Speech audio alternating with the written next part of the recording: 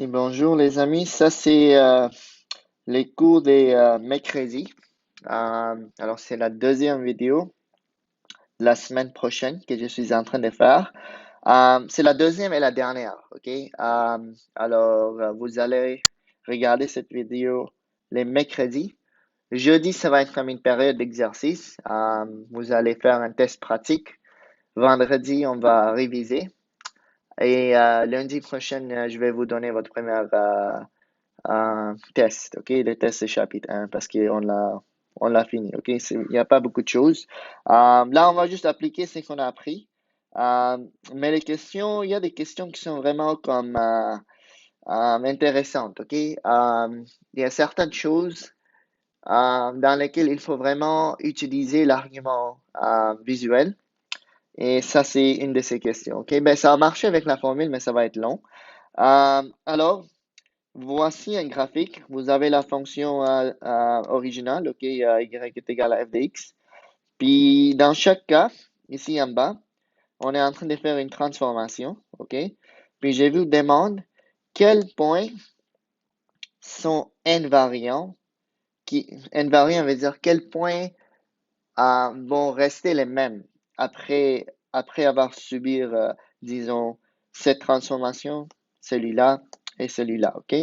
Euh, Alors, vous pouvez peut-être réfléchir. OK, faites pause, mais moi, je vais continuer. Alors, ici, il faut juste voir c'est quoi qu'on est en train de faire. OK, alors dans ces cas-là, B est égal à 3.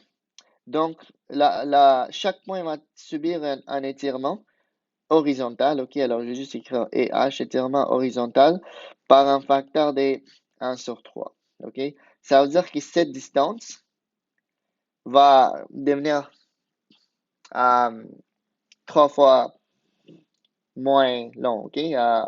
3 fois plus court, si vous voulez, OK?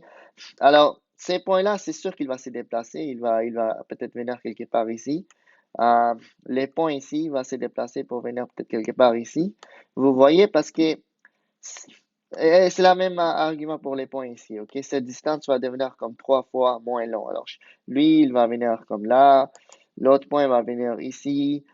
Il y a juste un point qui ne bougera pas, et c'est lui. Et pourquoi c'est lui?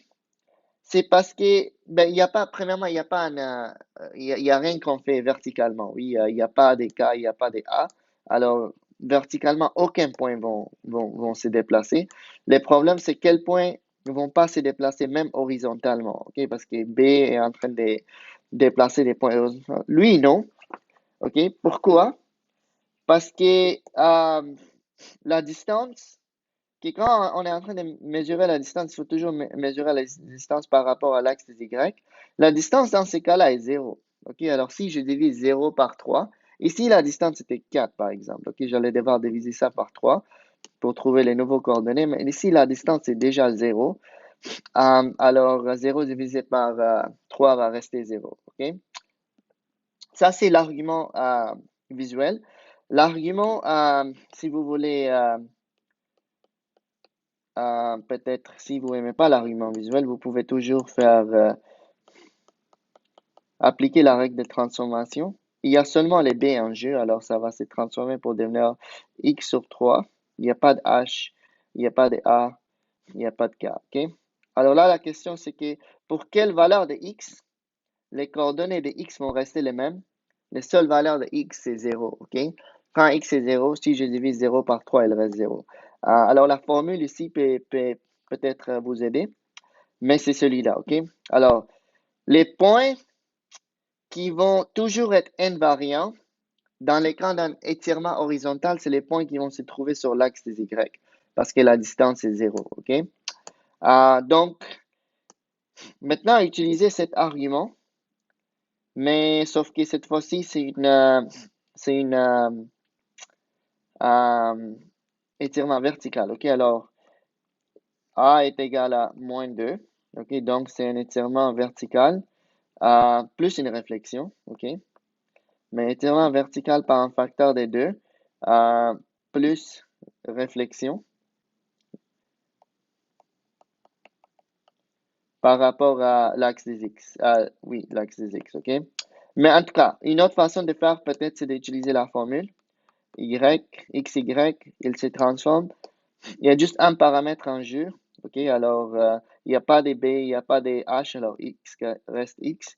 Il y a juste les A, alors ça va être moins de Y, mais il n'y a pas de K. OK? Donc la question est que pour quelle valeur, pour quelle coordonnée Y, la question c'est quand est-ce que Y est égal à moins de Y? Pour quelle valeur de Y? Et la réponse aussi est 0. Mais dans ces cas-là, on regarde les coordonnées Y qui sont 0. OK? Alors ça va être ben, la réponse pour cette question, peut-être je vais utiliser les couleurs différentes. C'est pour cette transformation, c'est les coordonnées 0, 2. OK? Pour la nouvelle transformation, c'est les coordonnées qui ont une valeur. C'est les points qui ont les coordonnées Y qui sont 0. Vous voyez? Encore une fois, si vous voulez utiliser l'argument visuel, c'est que lui, par exemple, OK, la distance ici est 4. Ça va doubler, ça va devenir 8. OK, alors ça va se rendre là. Après, il va subir une réflexion. OK? Alors, mais alors que ces points-là, la distance, quand on les mesure par rapport à l'axe X, c'est 0. Alors, ils peuvent ni être étirés verticalement, ni subir une réflexion parce que la réflexion, c'est fait par rapport à l'axe X. Alors, c'est des coordonnées moins 2, 0 et 2, 0. OK? Encore une fois, parce que la question, c'est que pour quelle valeur de Y, Y et moins de Y, ils sont équivalents. La seule valeur, c'est 0. OK, celui-là, un peu plus difficile parce qu'on est en train de subir, dans ces cas-là, A est moins 1 et B est moins 1. OK?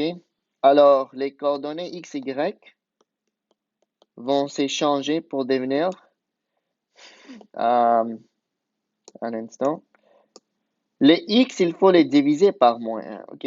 Alors, c'est comme X divisé par moins 1, mais dans ces cas-là, ça devient moins X. C'est comme si je les multipliais par moins 1. OK? Mais faites attention, techniquement, je les divisé par moins 1, mais X divisé par moins 1, c'est juste moins X. OK? Et Y, il faut les multiplier par moins 1, alors ça devient moins Y.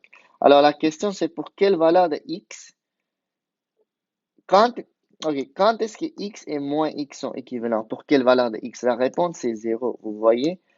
Et pour quelle valeur de Y? Y et moins Y sont les mêmes. La valeur est 0 aussi. Alors, autrement dit, vu que comme on est en train de faire une réflexion horizontale et verticale, pour que ce soit invariant pour un étirement ou réflexion horizontale, les points doivent se trouver sur l'axe des Y. OK? Alors, lui, c'est un bon candidat. OK? Mais vu qu'il y a aussi une réflexion verticale, les points doivent aussi se trouver sur les axes des X. OK?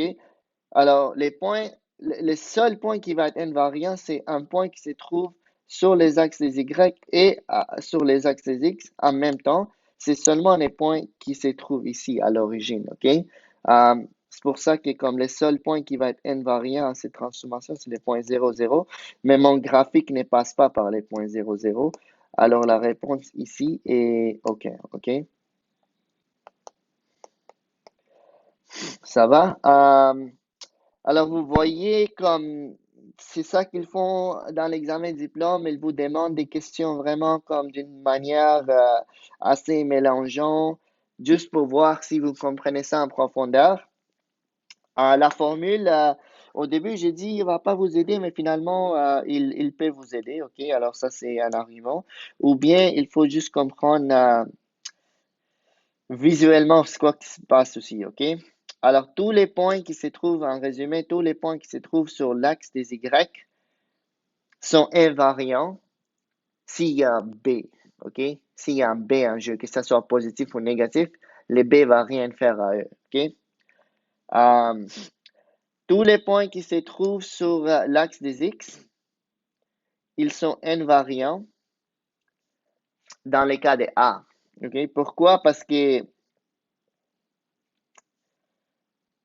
si les points en coordonnées de 0, peu importe la valeur des A, quand je multiplie 0 par quelque chose, les 0 dominent, ok? Ça reste 0, ok? Alors, la formule peut-être peut vous guider, mais il y a aussi l'aspect visuel, ok? Alors, je ne sais pas lesquels vous aimez, mais c'est des questions quand même intéressantes, ok? Ça, c'est une question de diplôme, alors je vais vous demander de faire pause et regarder si vous êtes capable de répondre à cette question, ok? Alors, on a une graphique, y est égal à f des x. On l'a transformé pour trouver notre graphique g de x, ok? Alors, notre graphique f de x, quand on zoom in, c'est lui. G de x, c'est l'autre. Alors, regardez les choix qu'on vous a donnés, ok? Alors, dans chaque cas, dans chaque option, ils vous ont donné une valeur de b, ok? Et il n'y a pas un h en jeu, ok? Il y a juste b, b, b, b.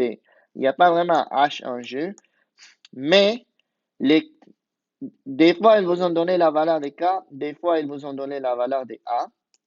Alors, peut-être c'est une translation, peut-être c'est un étirement vertical. Ça, c'est un peu difficile à savoir. Mais d'abord, il faut juste se demander, c'est quoi la valeur de b, premièrement, ok?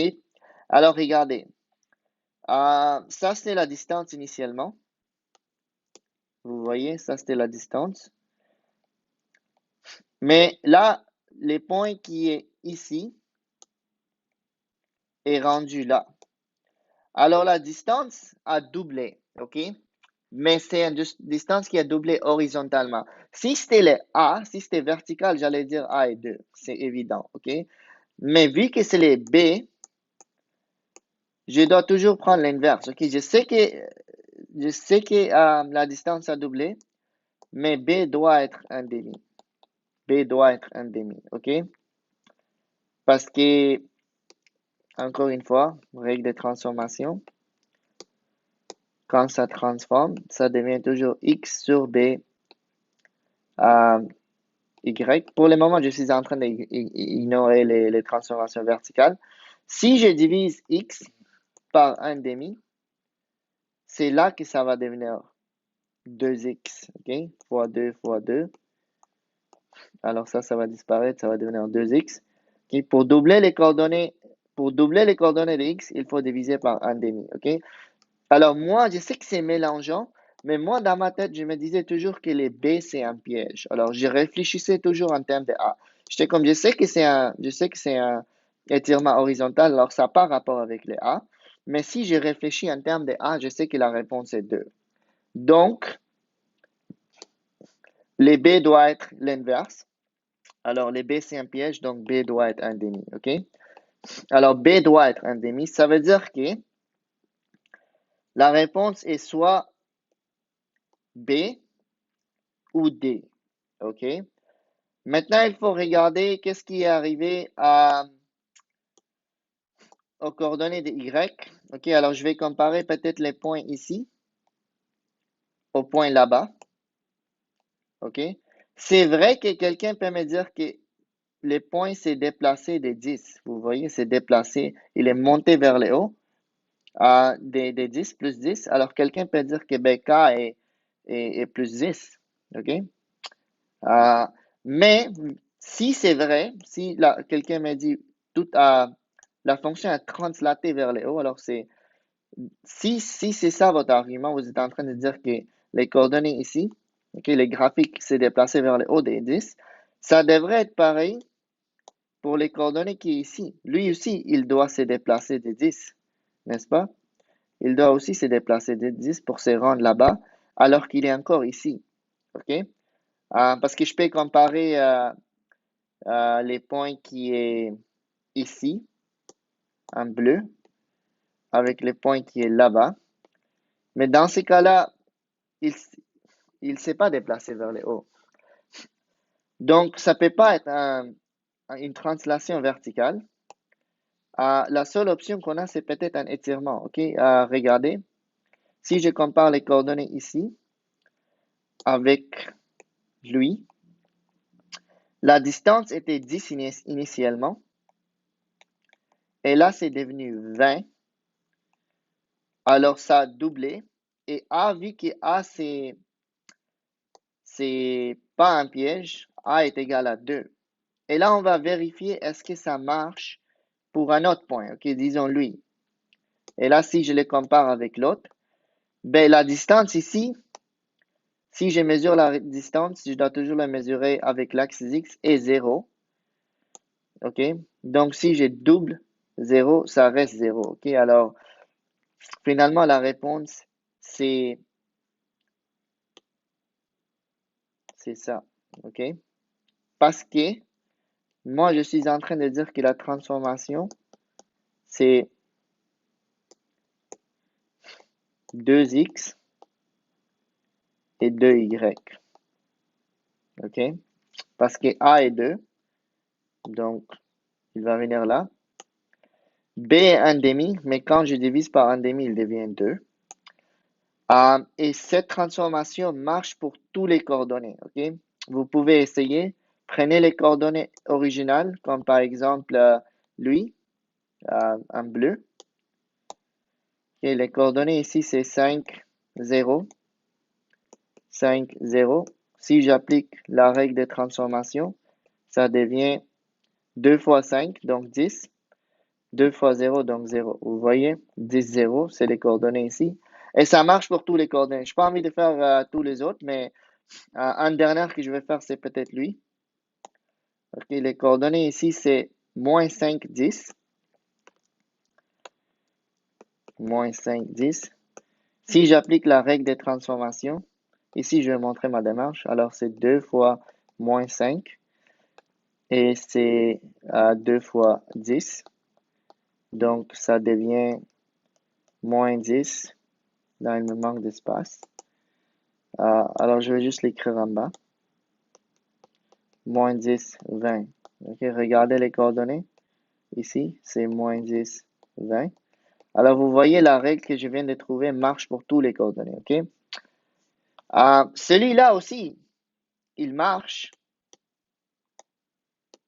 mais il va seulement marcher pour cette coordonnée-là.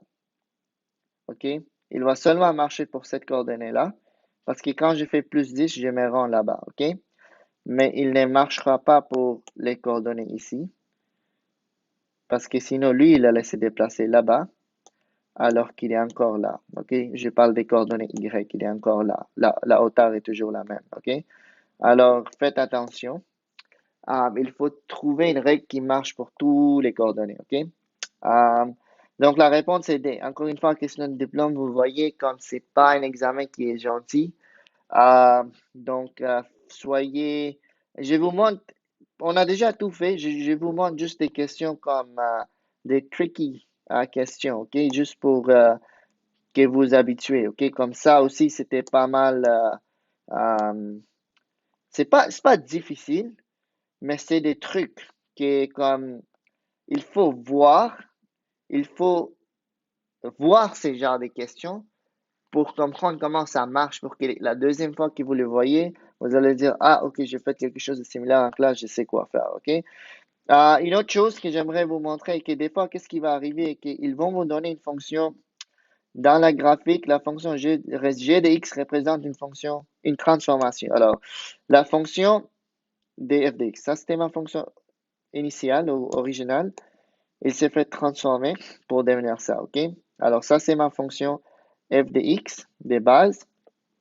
Il s'est transformé pour arriver ici, ok? Et là, on cherche les règles, la règle des transformations. Ça veut dire qu'on doit trouver A, H, A, B, H et K. Ok, la première chose que je vais vous demander de trouver, c'est de trouver H et K, ok? Pour trouver H et K, il faut toujours prendre un point qui est invariant aux transformations horizontales et verticales. Et comme dans la question de départ, je vous ai montré, le seul point qui est invariant aux transformations verticales, aux étirements horizontal et vertical, c'est lui, parce qu'il il se trouve sur l'axe des Y et X à la fois. Ok, c'est comme les seuls points. Alors, ça veut dire que je ne peux pas l'étirer horizontalement parce que la distance est 0. Ok? dans les deux cas. La distance est 0, alors ça ne peut pas être étiré. Donc, ça, c'est un point qui est invariant au étirement. Ça veut dire que quand il se déplace, je peux facilement déterminer c'est quoi H, c'est quoi K. Parce que les points se déplacent. Par exemple, les points ici, ils se déplacent pour arriver là-bas, mais des fois, il peut se déplacer en étirant, OK? Et il peut aussi, comme, soit verticalement ou horizontalement. Alors, on ne peut pas vraiment dire que c'est nécessairement le cas qu'il a monté jusqu'à là-bas, OK? Ça peut être un étirement vertical, ça peut être un étirement horizontal qu'il a rendu là, mais vu que les points ici qui est invariant aux étirements vertical et horizontal a pu se rendre là-bas, la seule manière de se rendre là-bas, c'est en se déplaçant vers la gauche et en montant vers le haut, OK? Donc, ça veut dire que vu qu'elle s'est déplacée vers la gauche, je peux deviner que H doit être, il s'est déplacé de gauche de 7 unités, moins 7, et K doit être euh, 2, OK? Parce qu'il était à 0 et il a monté de 2, OK? Alors, il faut toujours, pour déterminer H et K, il faut toujours regarder qu'est-ce qui est arrivé au point qui s'est trouvé sur l'origine, OK? Parce il est comme invariant euh, pour les étirements, OK? OK, là, maintenant, qu'est-ce qui est arrivé? Comment on peut trouver B et A? C'est quand même facile, OK? Il faut juste regarder la hauteur pour déterminer A, OK? Alors, je vais peut-être utiliser une couleur. Regardez la hauteur de comme, ça c'est comme mon sommet, si vous voulez, OK? Alors, la hauteur du sommet jusqu'au point comme le plus élevé, c'était 4, OK? Parce que 0 et l'autre est 4, OK? Mais ici, la hauteur est quoi? OK? Ici, la hauteur est quoi? Ben, les coordonnées ici est 2. Les coordonnées là-bas est 10. Donc, 10 moins 2 est égal à 8. OK? Alors, pour déterminer un étirement vertical, je dois savoir comme, qu'est-ce qui est arrivé à la distance. La distance a doublé. Donc, A, c'est pas un piège. Alors, A doit être 2. C'est pas un piège. Quand il s'est fait étirer de 2, A est 2. Maintenant, on va comparer les B. Encore une fois, il y a plusieurs façons de comparer les B, mais peut-être une bonne manière, c'est, je vais utiliser une autre couleur, disons, euh, l'orange, OK? La distance ici, c'est quoi? Ben, ça c'est 4, ça c'est 0, alors ça veut dire la distance ici est 4, plus 4. Alors la distance ici était 8, vous voyez? La distance était 8, mais là, c'est quoi la nouvelle distance? La nouvelle distance, ça c'est moins 8, et ça c'est moins 6, donc c'est comme 2, OK? Plus 2. OK, alors, vous voyez que la distance, il faut toujours, pour déterminer comment ça a été étiré, peut-être je dois montrer la démarche, il faut toujours faire la, la distance comme transformée, dans ces cas-là, c'était 8, divisé par la distance initiale, ok? Alors ça donne 2, ok? Transformé sur initiale, ok? Alors euh, pour les B, il faut être un peu prudent, ok? Alors transformer, c'est 2, je divise par 8, alors c'est un quart, ok? C'est comme si cette distance, je l'ai multipliée par un quart pour arriver là. Mais si c'était le A, j'allais dire A est un quart, mais B, c'est toujours l'inverse, vous voyez? Si c'était le A, ça allait être un quart, mais pour les B, il faut toujours que je prenne l'inverse de ça. Alors B, dans ce cas-là, va être 4, ok? Si B est 4, chaque coordonnée va être étirée par un facteur de 1 sur B, qui est un quart, ok? Donc B est égal à 4. Donc, ma fonction transformée, qui est ici, il faut juste que maintenant je remplace, je vais peut-être l'écrire en bas ici, ok? Alors, A, on a déterminé que c'était 2, F. B, on a déterminé que c'était 4, X, moins H, ok? Alors, c'est comme moins 7 si vous voulez. Ça va devenir plus 7. K est 2. OK? Alors, si quelqu'un vous demande c'est quoi la valeur de H ici, c'est toujours le contraire de ce que vous voyez. Alors, H est moins 7. Donc, je l'ai bien remplacé. OK? OK, j'espère que ça fait du sens. Alors, pour trouver H et K, commencez toujours au point qui se trouve sur l'origine. OK? Parce que si vous commencez ici, les points peuvent se rendre là-bas de plusieurs manières. Il peut être étiré verticalement et horizontalement pour se rendre là-bas. OK? Mais on ne sait pas s'il était étiré ou s'il s'est déplacé à gauche et après il est monté en haut. OK? Alors, c'est un peu pas un bon choix de choisir lui pour déterminer HK. Pour déterminer HK, regardez lui, regardez où il est rendu. Ben, il est allé à gauche de 7, monté de 2. Alors, moins 7, 2, OK, pour HK. Pour les étirements, regardez la hauteur, OK? Regardez pour les A, regardez la hauteur.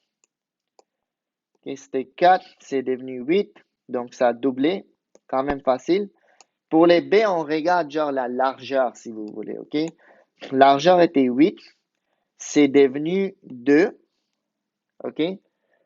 Euh, donc, les B, ça veut dire que 1 sur B, OK, on l'a multiplié de 1 quart. On l'a multiplié de 1 quart. Alors, on l'a multiplié de 1 quart, mais on multiplie toujours par un facteur de 1 sur B, n'est-ce pas? Comme j'ai mentionné dans les cours d'hier, valeur absolue de 1 sur B. OK, on l'a multiplié par 1 quart. Donc, B va être 4. OK? Je sais que c'est mélangeant les B, mais comme je dis, les amis, pensez toujours en termes de A. Si on parlait de A, les 8, je les multiplié par 1 quart pour obtenir 2. Mais la réponse, si c'était les A, c'est 1 quart, mais pour les B, ça va être l'inverse. OK? J'espère que ça fait un peu du sens. Maintenant, d'autres questions? Ben, ça résume tout. OK? Alors, vous voyez, dans les cas des B, on multiplie toujours par 1 sur B. C'est pour ça que c'est un peu difficile à l'identifier. Il faut savoir comment euh, décrire les transformations en mots. OK? Et alors, lisez bien ça. OK? Il y a beaucoup comme pour A, il faut utiliser les mots étirement vertical par un facteur de ça. Et si A est négatif, il y a aussi une réflexion. OK? Alors, les mots étirement vertical, c'est vraiment important. Et quand on utilise les mots réflexion, il faut aussi dire que c'est par rapport à l'axe X. Ça, c'est des trucs qu'il faut mémoriser, que j'ai déjà parlé de ça dans les cours passés, OK? Donc, pour pratiquer, ça, c'est seulement les devoirs d'aujourd'hui. Si vous n'avez pas pu finir les devoirs d'hier, ben faites-les et faites ça. On va travailler sur ça demain. OK? Ça, c'est demain en classe, période d'exercice, un test pratique. Puis après-demain, ça va être une révision. Et lundi prochain, ça va être notre premier test. OK? Alors, encore une fois, j'espère, désolé si la vidéo était un peu longue, je pense pas trop, mais je sais pas. OK? Alors, ben, je vais juste les garder comme ça. OK? Alors, je vais arrêter.